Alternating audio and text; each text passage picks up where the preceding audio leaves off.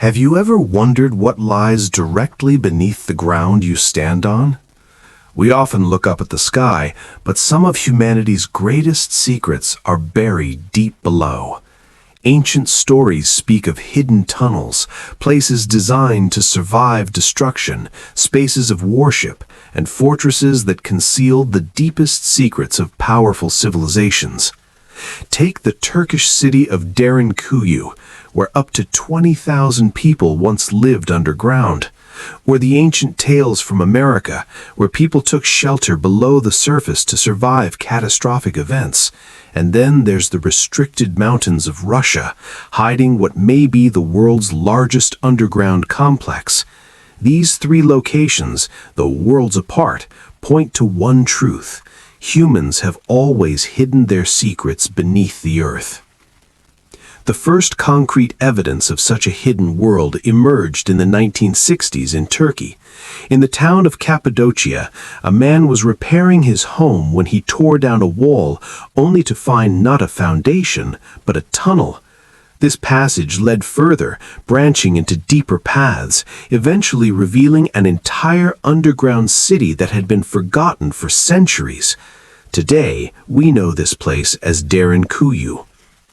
Situated nearly 280 feet below the surface, the city spreads across 18 levels, with archaeologists estimating that it could house around 20,000 people. There were areas for families, livestock, storage, and water supply, essentially a small town hidden entirely beneath the ground. The design and engineering were astonishing. Narrow passageways opened into large communal halls, and massive circular stone doors, some weighing half a ton, secured these spaces. Ventilation shafts ran across multiple levels, delivering fresh air even from the deepest chambers. Some shafts were so deep they could rival modern skyscrapers in height. There were wells to draw water, storage rooms, kitchens, and small chapels, all carved from volcanic rock. Derinkuyu wasn't just a hastily dug emergency shelter. It was a fully functioning underground city, engineered to sustain life for long periods. But how was it built? Carving a single room from solid volcanic rock is one thing, but digging millions of cubic feet, reinforcing the chambers and creating precise ventilation systems that still work today using only hand tools? That is extraordinary. Archaeologists believe Derinkuyu was created around 100 BC, over 2,100 years ago. Yet the precision of the ventilation shafts and the sheer volume of stone removed seems impossible with the tools supposedly available at that time. Modern engineers admit that even today, creating and maintaining such a structure would be a significant challenge. Why was it built? Most explanations suggest it served as a refuge. Cappadocia faced repeated invasions from Persians, Byzantines, and Mongols, and an underground city offered a formidable defense.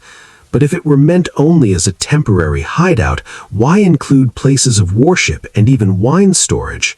Derinkuyu was clearly more than a temporary shelter. Some researchers suggest that the religious spaces indicate spiritual importance. The city may have been expanded layer by layer, generation after generation.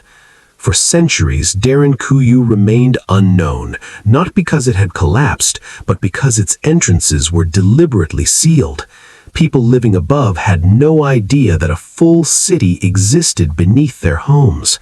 Even today, parts of it remain closed, with some tunnels blocked off.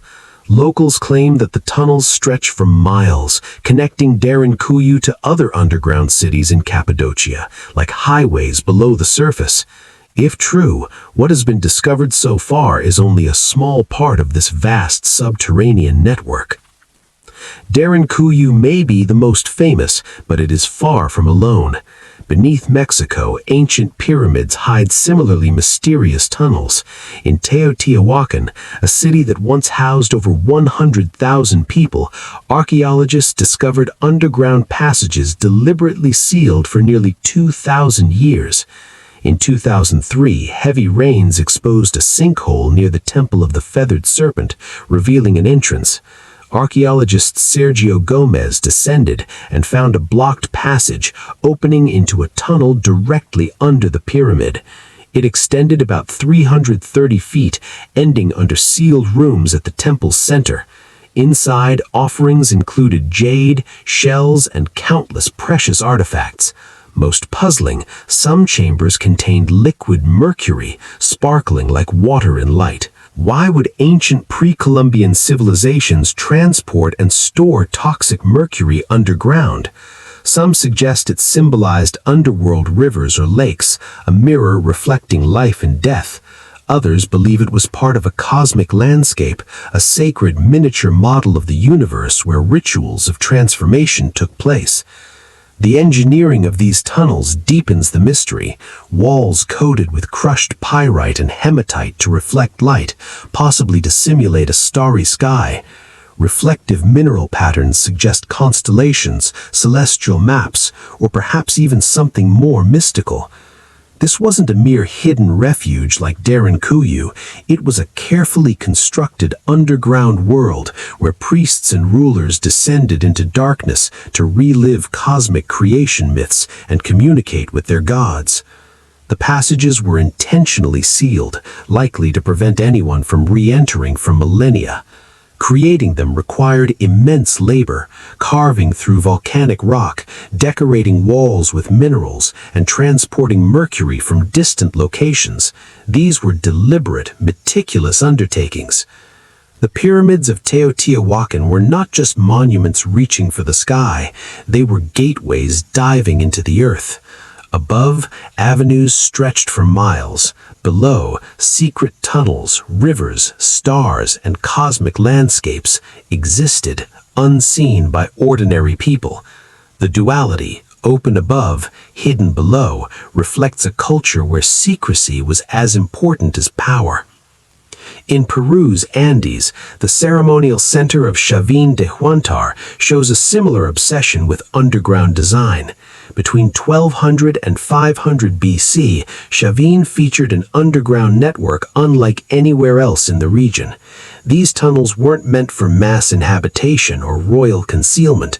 Instead, they were engineered to manipulate sound, light, and perception. Archaeologists have described them as acoustic chambers and disorienting labyrinths. Narrow passages suddenly opened into massive halls where voices echoed in all directions, creating illusions and spiritual experiences. Even in China's Zhejiang province in 1992, farmers draining a pond stumbled upon a massive hand-carved cave entrance, the beginning of what is now known as Longyou Caves. Over the next few years, more than 20 dozen massive chambers were discovered, each with high ceilings, wide halls, and intricate tool marks. No historical record mentions their construction.